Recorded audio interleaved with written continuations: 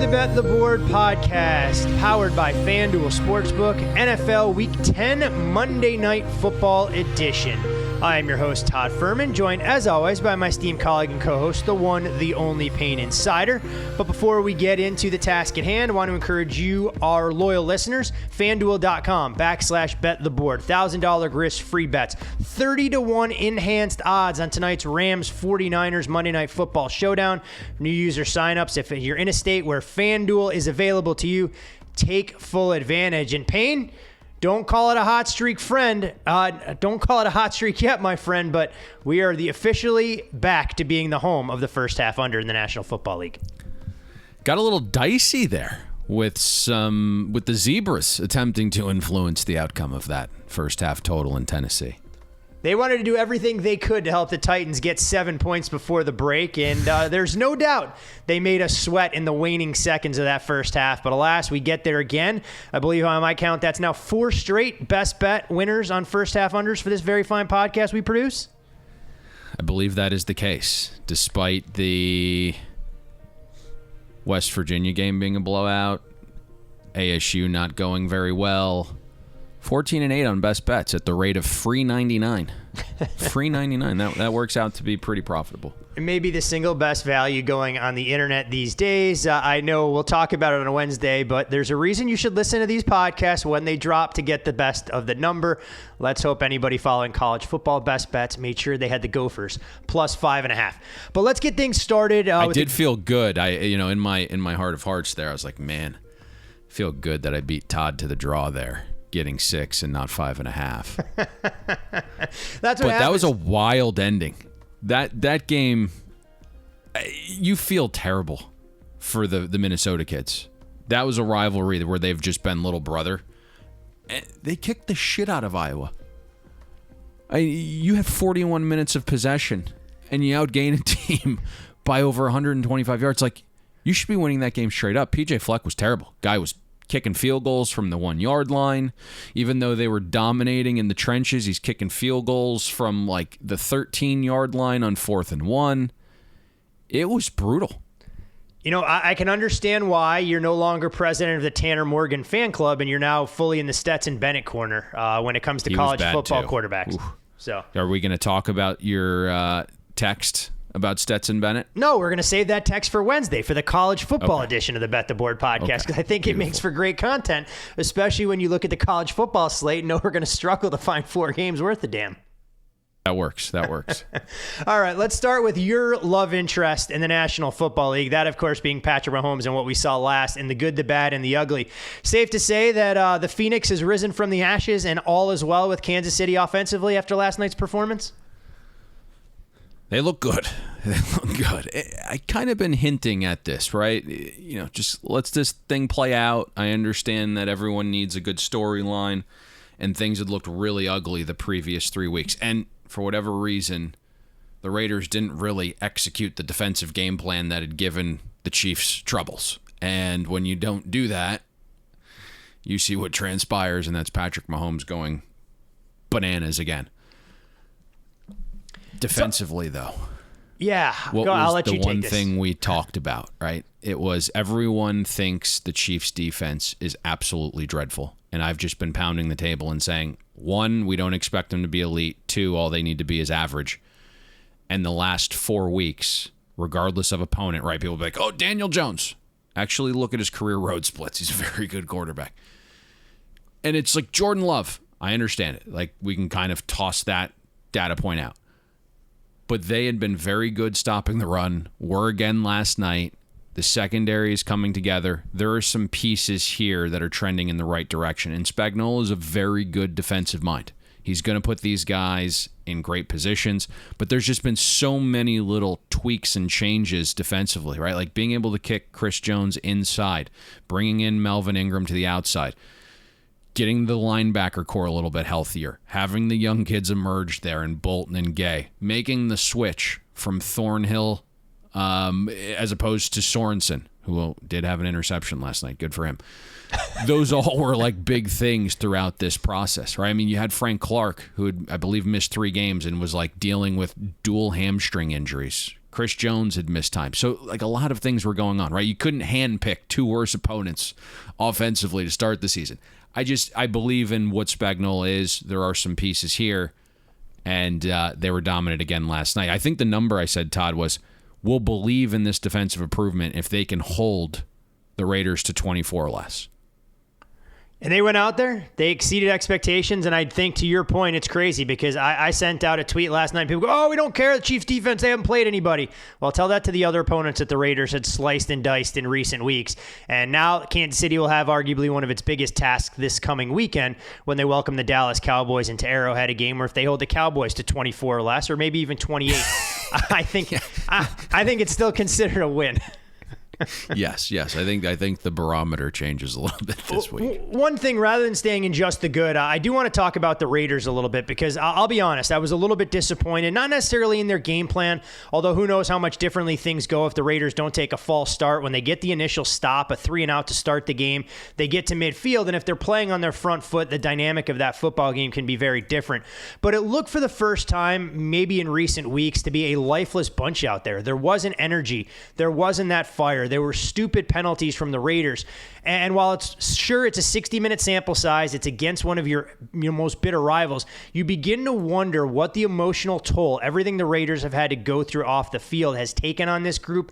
And I think Sunday will be a litmus test because if they struggle against the Bengals and lose that game by double digits against a Cincinnati team that's well rested, you look at the Raiders' upcoming schedule, Payne, for me, I don't make them a favorite of more than a field goal in a single game other than the December 26th contest against the Broncos. And this thing could get off the rails real fast for a team whose win total coming into the year was only 7.5. I think you said that perfectly, and it was 7 at a lot of places as well. And so they get out to this hot start, and suddenly people lose perception of what they potentially are, and the holes are starting to show. And I think that was the one thing that was, when you look at offensively, let's start there. Who knew the offensive line was going to be like this bad?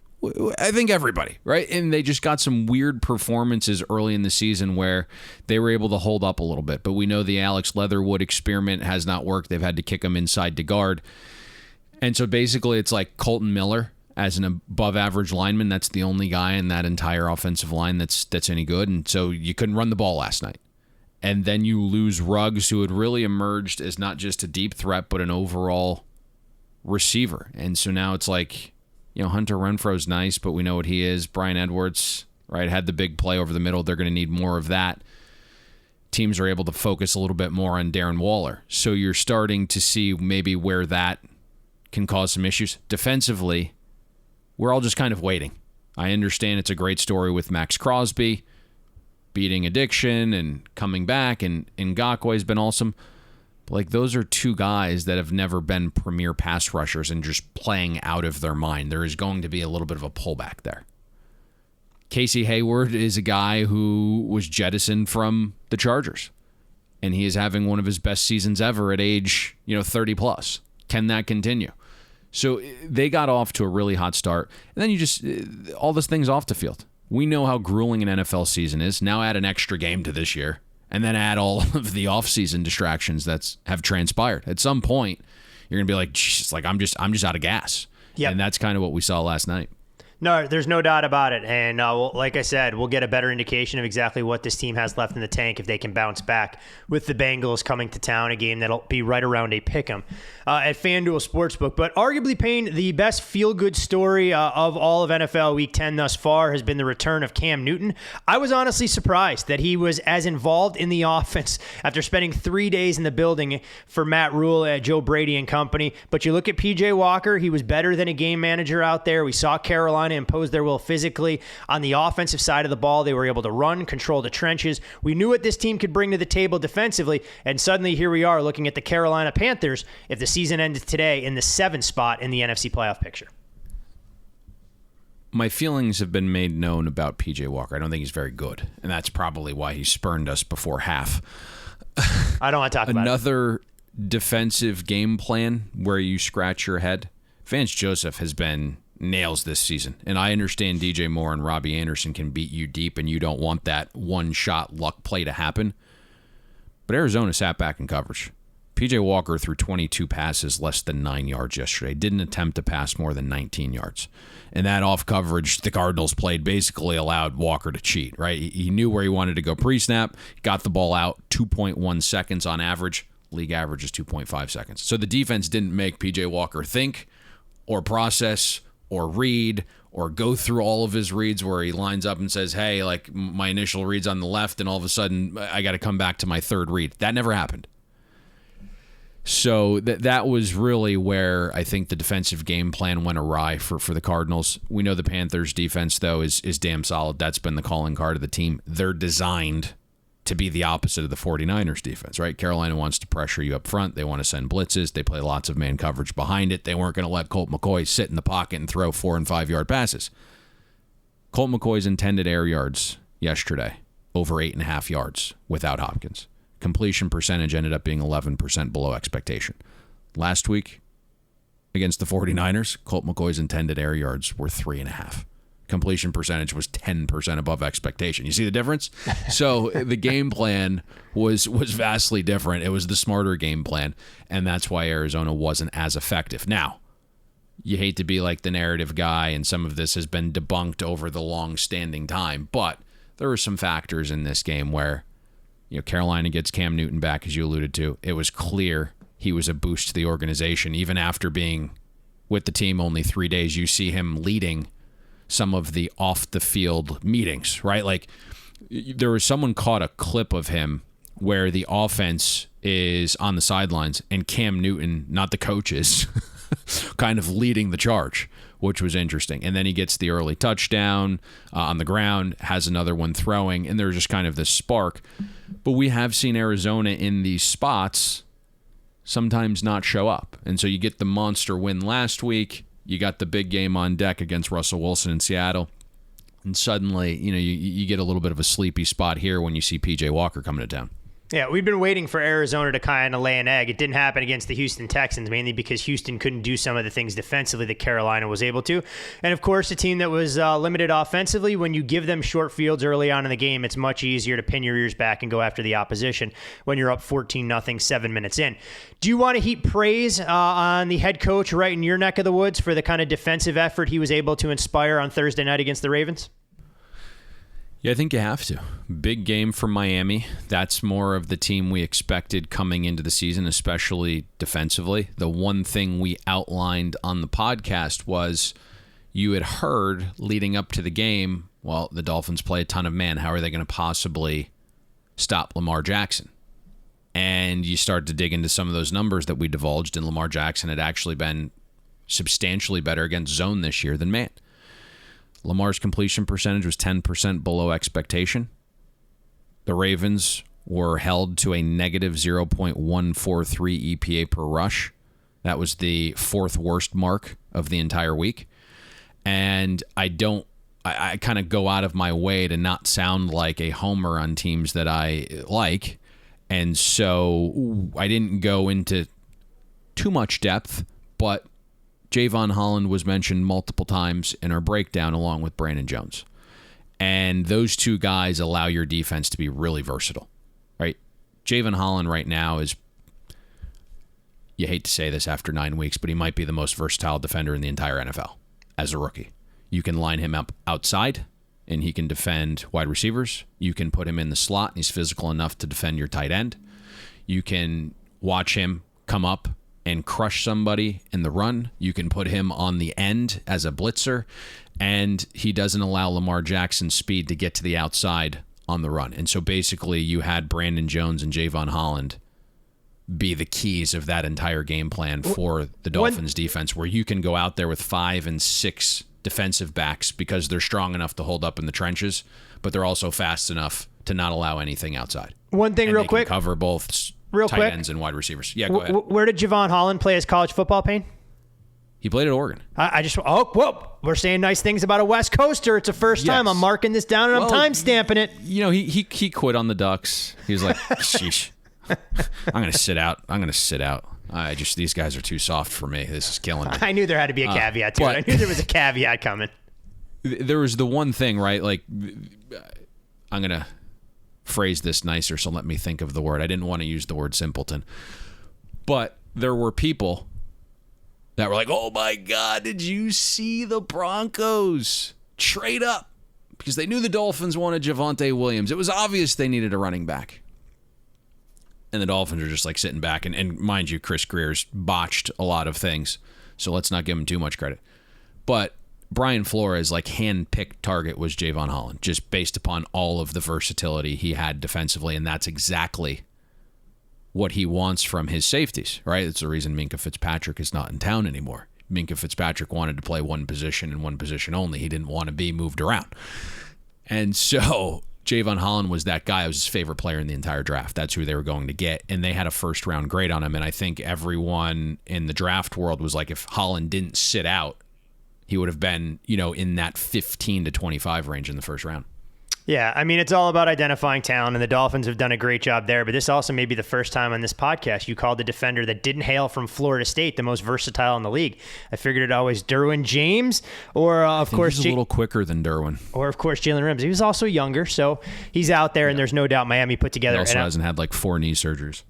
I guess when you're not held together by surgically repaired ligaments, it allows you to be a little bit quicker. Big win this weekend, baby. Big win. There's no doubt, and you can gloat about that on Wednesday. All right. The Green Bay Packers also defensively put together a great performance. I'm not sure if it's as much on Russell Wilson, who was 0 for 7 on deep balls and shut out for the first time in his career as the Seahawks starting quarterback. But the Packers exceed expectations on that side of the ball. I mean, they held Seattle to 3.5 yards per play through the first 3 quarters.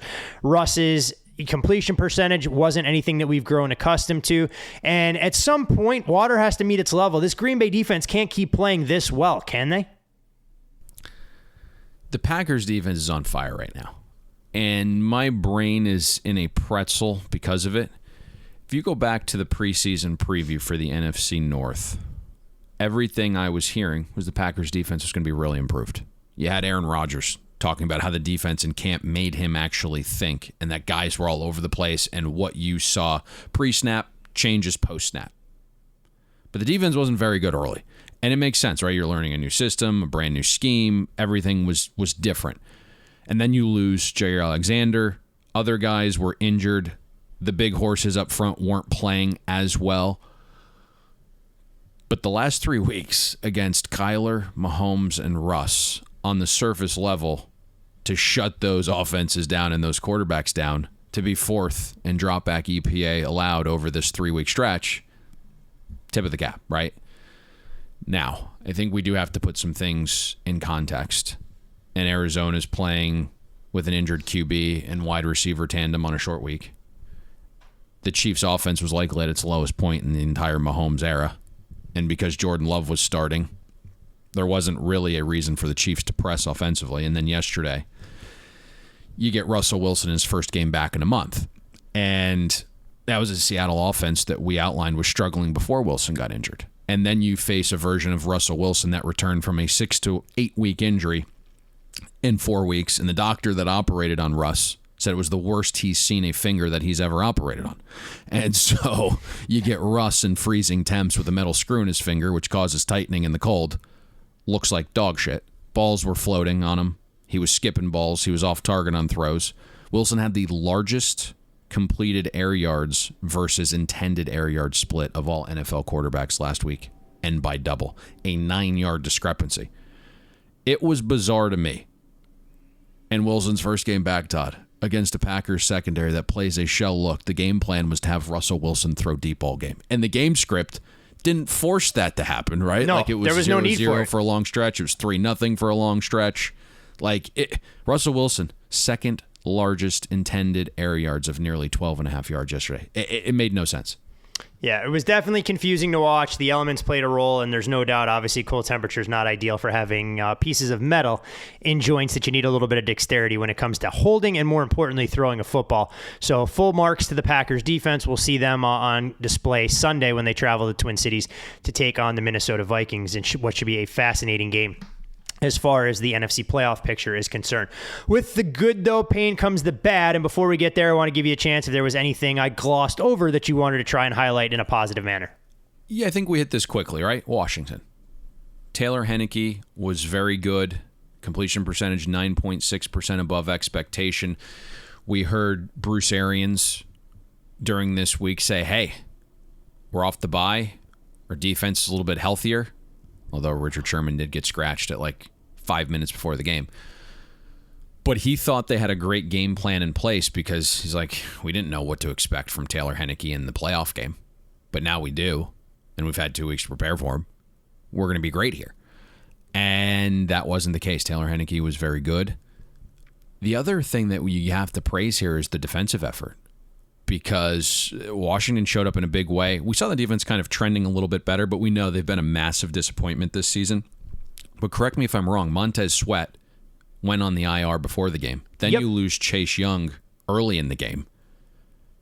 And somehow your defense holds Brady down. Now, I know Godwin was banged up a little bit. There's still no AB or Gronk. Brady was only pressured on 20% of his dropbacks, so that the heat still isn't getting home for Washington, but it's explainable, again, with Montez Sweat out and Chase Young injured. But Brady had a 0 passer rating when pressured. The coverage held up in the back, which was like the first time all season that the coverage unit for Washington was very good. They held Brady to a completion percentage 7% below expectation. So anytime you win the game outright by double digits as a near double-digit underdog, I think you got to give them a little bit love. It seems to happen almost every week now in the National Football League. Double-digit dogs not only covering, but getting to the window. And it's a reminder as well why when you're betting any of these underdogs plus the points, always use a portion of your bankroll and position size to bet them on the money line if you happen to catch some wind in your sails with either a Carolina or a Washington this past weekend winning outright. Bad pain. I don't want to stay in a negative state of mind. I know we have a lot of ground to cover. So a couple of things that stood out to me, feel free to run with them if there's things you wanted to add. Cleveland Browns defensive effort. It looked like an absolute no-show after they go up 7-0. I think you texted me and went, I can't believe Jared Stidham just marched the Brown the length of the field. I said, it's going to get worse because it wasn't Jared Stidham. It was Brian Hoyer going 6 plays, 95 yards. The outcome had long since been decided, but Cleveland just didn't show that energy, the intensity, or effort you want to see from a team that you really believe was going to vie for a division title and still can once they get healthy on both sides of the ball. The Chargers offense, it continues to bog down for what feels like the 3rd week in a row. They underwhelm, to say the least. I mean, for the first 50 minutes of that game, they'd accumulated a grand total of 184 total yards and 4.2 yards per play. They were better against the run, but quite frankly, it didn't matter against the Vikings. And in arguably the most disappointing result, especially in this household, not for me, but my significant other, the Pittsburgh Steelers ill-equipped to stop the run when the Lions had no threat of a passing game. You were not worried about Jared Goff doing anything over the top, yet here you are, Pittsburgh, giving up 229 rushing yards on 39 carries, and Jared Goff looked like a, to quote Payne Insider, a fish out of water operating from the pocket as a passer. Let's start with the Browns because their issues Sunday were the issues they've had all season, and they have not been able to get off the field on 3rd down, 21st in defensive efficiency on that down coming into yesterday. Everywhere else looks good, and so you start to wonder what's going on with Joe Woods. He's supposed to be the secondary guy. He's supposed to be the, I don't know, like he's a secondary coach, right? And now he's a defensive coordinator, and so his secondary is struggling. And that's, you just start to wonder what's going on there because you think about some of the money spent in the draft capital to fix that secondary. It's been good. The Patriots' first drive, 3rd and 8, 3rd and 6, 3rd and 13. Those are get off the field downs. Those are hold to a field goal attempt downs. Mac Jones, 16% above expectation yesterday. That was the best rate for week 10. Joe Woods was trying to prove a point late in that game. Down 38-7, he kept his starters out there. And you hate to say this, but I think the Browns defensive players quit. And you mentioned Brian Hoyer, marches down, right? 95 yards on 6 plays. Ugly scene for us because I know we had a good number under 45.5 in that game. So you weren't really expecting that. Probably deserved better in that game on the total anyways, right? Baker Mayfield on an interception sets up a 5-yard touchdown drive. You get, a 4th and 19 at midfield, go for it late. So that was a weird one. Chargers, I don't think there's anybody that identified the issue before us. offensively. Nope. You get full credit. You called for this well when things were running well and everyone was ready to anoint Brandon Staley, Joe Lombardi, and this Chargers offense the greatest thing on the West Coast since Sean McVay took over the Rams. You said, I'm not quite so sure everyone should be this excited. And over the last couple of weeks, the regression monster has bitten them on the ass multiple times. Through 10 weeks right now, we are. Joe Lombardi hasn't adjusted his offense to Justin Herbert's skill set. It's like he still thinks he's in New Orleans with Drew Brees. Yesterday against a Viking secondary that was down 2 starters, a defense that was down 3 starters along the defensive line, he devised a game plan where Herbert's average intended pass was 5.7 yards. The offense constantly throws short of the sticks. The receivers are Keenan Allen and Mike Williams. Neither of those guys are run after the catch receivers. So you can't incessantly throw short of the sticks as well, right? And the Chargers did. Herbert's completion percentage, because of it, 12% below expectation. And I get it, it's year 1. Herbert's learning a new system. More's been put on his plate. Not every player is going to match the scheme you want to run because it is your first year there and you haven't gotten all the parts that you want. But you were in a position to be in first place in the division. You have to be a head coach, right? You are garnering Coach of the Year talk. Brandon Staley and Joe Lombardi have to be better, right? They have to mold their systems to the players they currently have, and that's not happening right now. No, they're going to have to be better this weekend, too. An interesting game that goes a long way, not only in the division, as Kansas City now has moved into first place, but also as far as the AFC pecking order is concerned. Suddenly, the Chargers and Steelers could be 2 teams vying for that bottom half of the AFC postseason berth, and a tie-breaking win one way or another will go a long, long way. Steelers. Let's give credit to the Lions, right? Like baby steps. You know, you're on the road as an underdog, dome team and weather. We know Goff has small hands, so his history in poor weather conditions is not very good. To me, you saw the fatigue factor. Right? I mean, like the Lions were off their bye. They're hungry. The Steelers just had the battle late Monday night. The league did the Steelers no scheduling favors this week in terms of rest and prep. The Lions also got healthier along the offensive line. And that is a unit that is by far and away Detroit's best. And when healthy, the Lions' offensive line can be one of the better in the NFL. Like, they've spent some money in draft capital there, you know? But I've been saying this just about any time we've broken down the Steelers. The defensive line isn't what it once was. You can't let Javon Hargrave walk. You can't let Bud Dupree walk. You can't have Tuitt on IR and think you're going to be the same defense up front. The secondary couldn't afford 2 key contributors. They let guys like, Hilton walk. So past Joe Hayden and Fitzpatrick, there's not much there. And Fitzpatrick really isn't willing, as I alluded to be like the most versatile guy. So safety is one of the most devalued positions in the NFL, and suddenly you just got a guy sitting back. And Joe Hayden, as good as he is, right, he's 32. So there are some serious holes on this defense. Coming into the week, the Steelers were 19th in defensive rush efficiency on first down. So the rest advantage for the Lions, the O-line getting healthier for the Lions, and that being, Detroit's best unit against the defense, it's been pushed around up front on first downs. You can kind of see how that transpired. But to your point, right, like Jared Goff wasn't a threat to throw it. There aren't really great receivers. Let's load the box and force some things. I do think, right, when you have those weather conditions and you're a defensive guy like trying to hold up at the point of attack, the offensive line might have a little bit of an advantage there. That probably played a role as well. But, all in all, there's a lot of factors on why the Steelers' defensive front wasn't the best against the run yesterday. And I'm not going to allow the Steelers offense to skate either. I know Mason Rudolph is out there. You weren't sure what to expect. A nice opening drive to go up 7-0.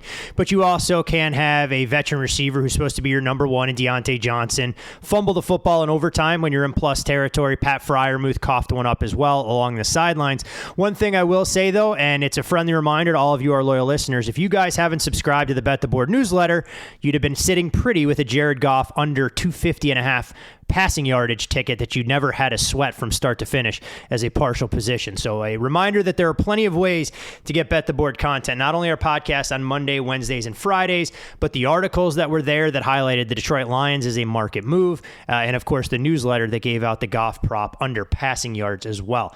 Anything else, Payne, that stood out to you in a negative manner before we decide to eviscerate a potential starting quarterback in Denver as my lone consideration for the ugly category this week? Nope, I will let you lead that charge. You actually texted me, and I had to go back and watch it. In real time, I wasn't quite sure what transpired.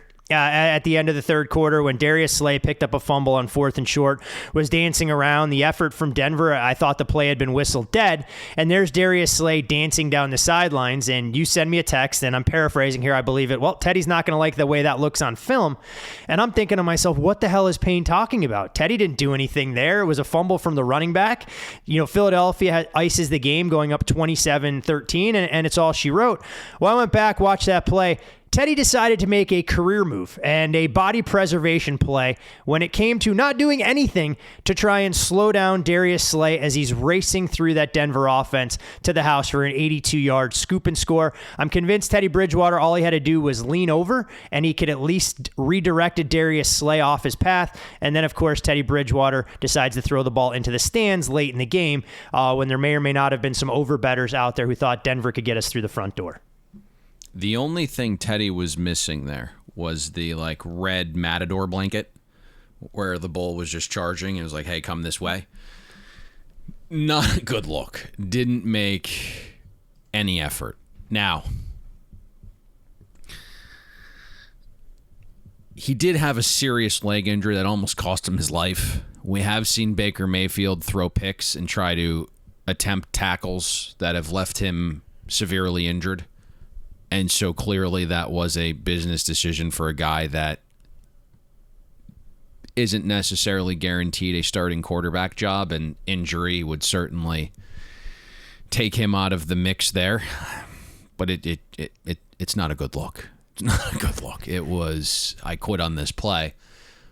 But with Teddy, there are some circumstances that I think other quarterbacks don't potentially have. That was a bizarre game, by the way. That thing should have went over. I don't know how that thing stayed under. Yeah, simple. I mean, it's the Denver Broncos. Every week they put together more and more bizarre results. You see them on top of the world with an offense that looks like the greatest thing on the face of the earth, scoring 30 points en route to blowing out the Cowboys, and then can't do anything in the second half, mustering a grand total of 3 points in a 30-13 loss at home to Philadelphia. You can follow Payne on Twitter at Payne Insider. I'm Todd Furman. You, of course, can follow me there. Most importantly, follow the podcast at Bet the Board Pod. From the good, the bad, and the ugly, Payne, to a couple of look-ahead line adjustments, and probably the most pronounced this weekend will happen only 72 hours from now on Thursday Night Football, where New England, on the heels of their dominant performance against the Cleveland Browns, Atlanta getting absolutely boat raced by the Dallas Cowboys. New England goes from a 3.5-point road favorite on the look-ahead number at FanDuel Sportsbook out to a 5.5-point favorite, and even seeing some sixes out there in the market at some shops. So obviously part of this is the drastic difference in results that we just watched unfold. There isn't necessarily the huge advantage for the home team here, since Atlanta also had to travel back to Atlanta because they were on the road this week. And Cordarrelle Patterson is highly questionable for this game. So that would be a large piece to miss from your offense just based upon what he provides, right? He's a running back one play, he's on special teams the next, he's your best receiver the following play.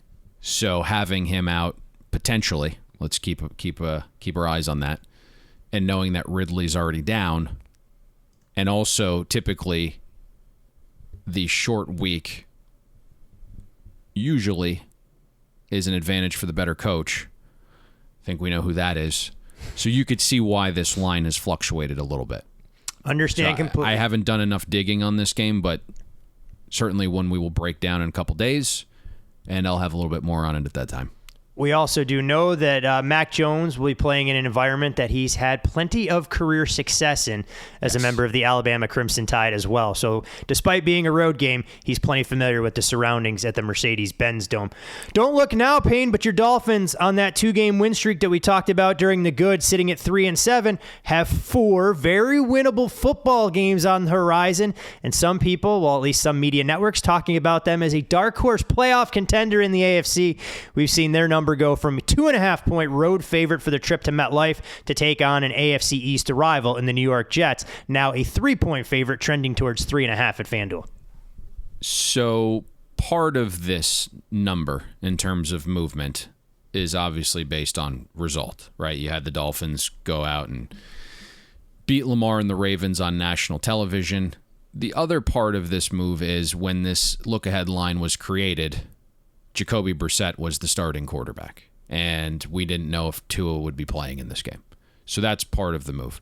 Jets also just got absolutely pounded yesterday as well. So those are the things that are transpiring here.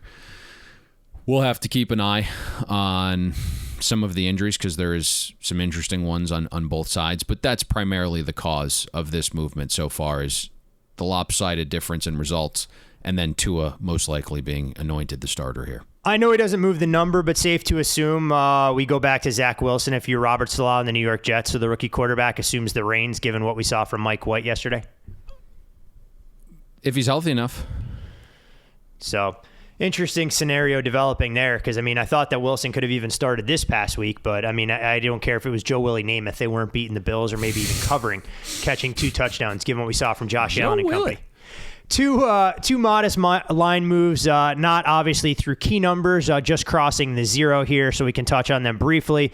Saints and Eagles, we've seen a favorite flip there. The Eagles now 1.5-point favorites hosting New Orleans, and the Cardinals and Seahawks. The Seahawks were a short favorite on the look-ahead number. The Cardinals now modest road favorites for a divisional showdown in the AFC West. We'll have NFC to monitor, West. Monitor the situation with Alvin Kamara this week. I had received a text message Monday that there wasn't a prayer Kamara was going to play, but I know there was some speculation that he may get out there. This week is certainly questionable as well. Let's see what transpires there. Let's see how high this thing gets. That's kind of how I'll phrase that. Cardinals, Seahawks, I think we are going to see the return of Kyler and Hopkins. So that movement does not shock me. It's going to be people getting out ahead, grabbing the Cardinals, and then figuring out what to do with it later. Is there a situation when they both get announced in that the Seahawks are now a 4-point dog? At that point, we'll see, right? So if you can get out and lay Cardinals -1 and then come back with the Seahawks +4 and try to middle through the largest key number in the NFL, that makes a lot of sense. We also have to keep in mind what Russell Wilson looked like last week, and that was a quarterback that clearly was not 100%. And that's an offense that, again, was struggling prior to his departure. I'm very curious to see for Seattle, you talk about injuries, if Chris Carson is healthy enough to go, because I think that'll give them a weapon that they so desperately need. Alex Collins was a nice fill-in, but we know what Collins is at this point in his career. He's not a bell cow back. And to your point, Seattle has to show a heck of a lot more balance until we see Russell Wilson feel comfortable with that finger gripping the football and really letting it rip.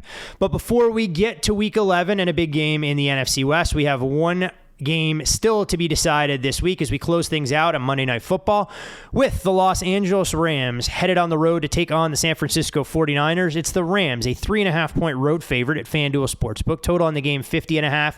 We know the narrative. We've heard it plenty, and you'll hear it in all the build-up to tonight's game that the 49ers just flat out can't win in their own building. They have a very long home losing streak that they'll put on the line tonight. And as far as Kyle Shanahan's concerned, a little bit of heat starting to swirl around him. We know that he had the great run to the Super Bowl, but other than that, it hasn't exactly been the rosiest of situations in the Bay Area. But he has had a ton of success against Sean McVay in the past. The 49ers have won the previous 4 meetings over the last 2 seasons. And I guess, Payne, when we begin to look at the 49ers, we can talk about their ATS futility at Levi Stadium, 1937-1 since starting play there in 2014. We can talk about the Rams' success off a loss, 16-5 straight up under McVay, 14-6-1 against the number. But let's talk about the matchup first and foremost. What has Kyle Shanahan done to make this 49ers team so successful against the Rams over the last couple seasons? He's good. I mean, listen, I like you said, right? He's been under fire recently, and for good reason, right? It was a complete no-show last week against Arizona in a pretty needy spot. And the only wins the 49ers have this year are against teams with losing records like Detroit, Chicago, and Philly. And you're looking at a head coach now, right? Shanahan can't just be an offensive coordinator. He has to be a head coach, and that consists of managing personalities, managing the locker room, overseeing hires and personnel, right? It's like I just can't bury my head in the game plan and call plays and say, hey, that's it. So I understand why he's coming under fire. Obviously, the organization as well is drafted miserably. I mean, you start to think of some of the contributors that they've drafted in the last few years, like they're just non-existent. Now, as an offensive mind, he's still pretty damn good. The 49ers are 6th in overall efficiency despite facing a top 10 schedule of defenses and arguably the most versatile piece in George Kittle's missed extended time. You have to get your ground game going with Elijah Mitchell. I know he was banged up last week, was dealing with the rib injury, still played a bunch of snaps. He'll be fine here, gets the extra day. That outside zone run, as we know, sets up a lot of things that Shanahan wants to call off of that. On the surface, it would appear the 49ers could have a ton of success running the ball. That's what they have done in, previous matchups, even last year in the Week 12 matchup. They got off to a hot start on the ground. That didn't really work in the second half, so they opened some things up through the air. But the Rams defense, they've played an average schedule of run offenses. They're 20th in EPA per rush allowed. So you like that matchup. Now, you dig in a little bit deeper. And if you look at early downs, the first 3 quarters, the Rams are actually 4th in EPA per rush allowed. You look at first and second down runs, Rams are top 10 in efficiency stopping runs on those downs. So I don't think it will come as easy as a lot of people think when you just look at the surface stuff. But the 49ers are going to have to get that ground game going. I'm interested to see how Raheem Morris elects to defend Deebo Samuel this year. Obviously, that mission gets a little bit harder with Kittle back and Ayuk out of the doghouse and really surging in a major way. If you look at Ayuk, he ran routes on 96% of dropbacks last week, had a 26% target share. He was the focal point of the offense. He is like the traditional number 1 type receiver. Deebo Samuel's awesome, obviously, but he's more of like your gadget guy. Shanahan did a really good job in the Week 12 matchup last year, making sure Deebo didn't see Jalen Ramsey in coverage, and Deebo had 11 receptions for 133 yards. Only 2 of those catches were on cornerbacks covering him. So Shanahan really made sure like linebackers and safeties were the primaries in coverage based on his scheme, and we know like there's a lot of motion stuff and pre-snap movement and alignment, and so that's the one thing that Shanahan is just so great doing still is getting matchups for his guys. And when you have Kittle and you have Ayuk again coming on, it's tough to be like, hey, Jalen, just like go man Deebo and we'll figure it out from there. That might not be the case. The other matchup that is interesting here, and we'll have to keep an eye on this as well, Jalen Moore appears to be the starting right tackle for Mike McGlinchey tonight. He's a 5th-round pick out of Western Michigan. He did start at left tackle in the Colts game for Trent Williams, gave up 2 pressures, had a penalty. Everything considered, it was a serviceable performance, but in that weather, right, like pass rushers really can't get up the field with a slick surface. So he might be worse than we think, although, again, he's moving to the right side of the line and not the left side. Let's keep an eye on Von Miller's status. His ankle injury was apparently worse than anticipated when the Rams traded for him. He did travel to San Francisco. It'll be a game-time decision, but word is that he won't play unless the team believes he's at or near 100%. He would be lined up against Jalen Moore. So that is something to monitor here over the next couple hours to figure out which side you like, because that would be a matchup advantage for Von Miller, I believe. Yeah, it's so interesting. I mean, you talk about how Shanahan obviously going to scheme to get his guys in space, and the numbers don't lie for those folks looking at George Kittle as well. I think in 6 out of his last 7 matchups against this Rams team, he's either gone for 100 yards or had a touchdown. So clearly a key cog. And when you look at the Rams defensively, to your points, they've really struggled to try and slow down tight ends in coverage so far this season. Now, on the other side of the ball, we know the Rams are going to see what life is like without Robert Woods, a fortuitous bounce, so to speak, to bring Odell Beckham Jr. in to help that receiving core alongside Cooper Kupp, who's lighting the league on fire. We've seen Van Jefferson kind of come of age and providing a little bit more of an explosive big play component. But the Rams were done in last week by the Tennessee Titans pass rush. I mean, Matthew Stafford was constantly under duress, had his first multi-interception game of the season. Both picks, of course, led directly to Titans points. Can the 49ers do enough defensively to get Stafford off his spot and really make this Rams offense uncomfortable, knowing that their O-line is probably the one position group we have the most questions about?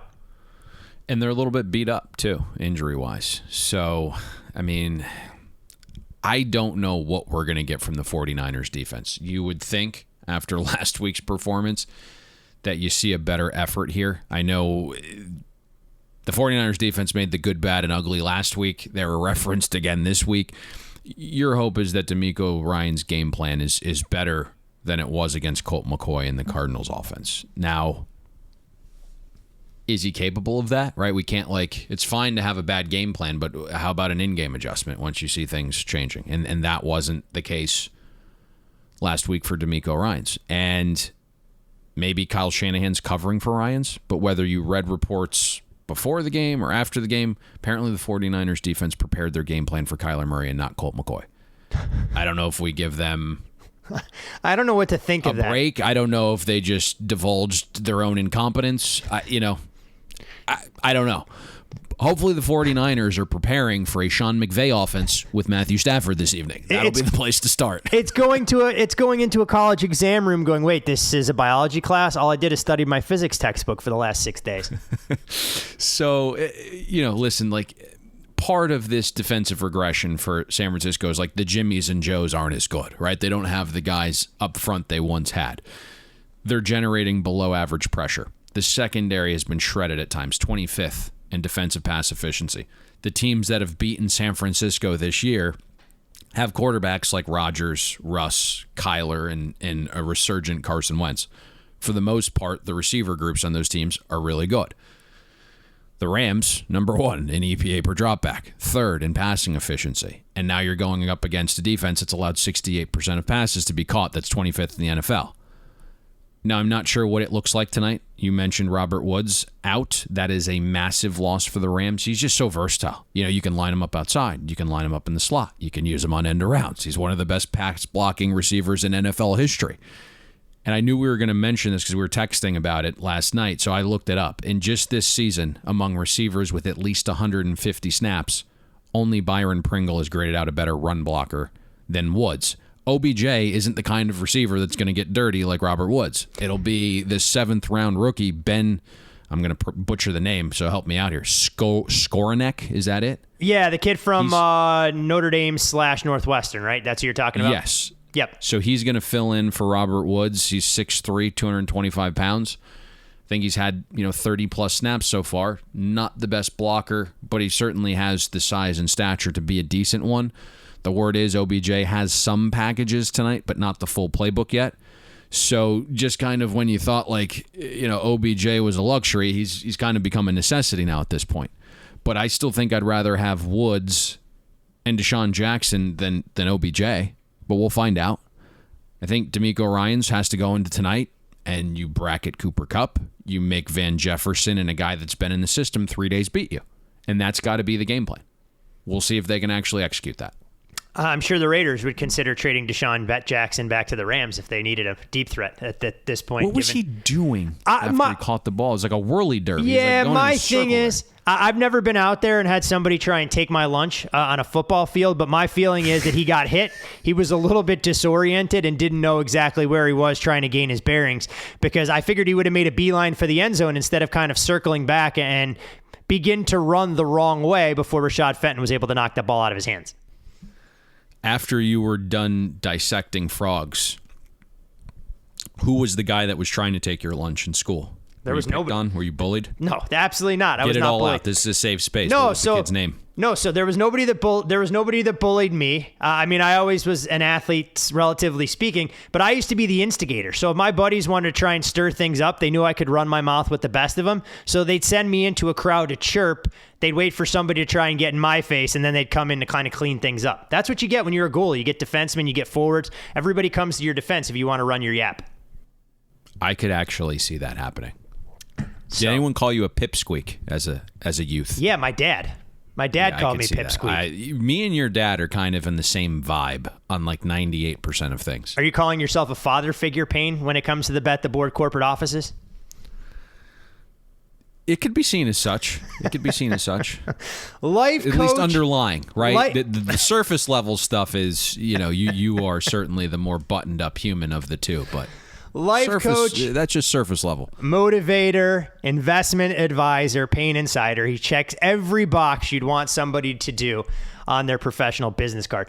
Would you like to add anything else to your assessment of the Rams and 49ers? Should we discuss the number quickly before we call this podcast a wrap and take a 48-hour break from one another?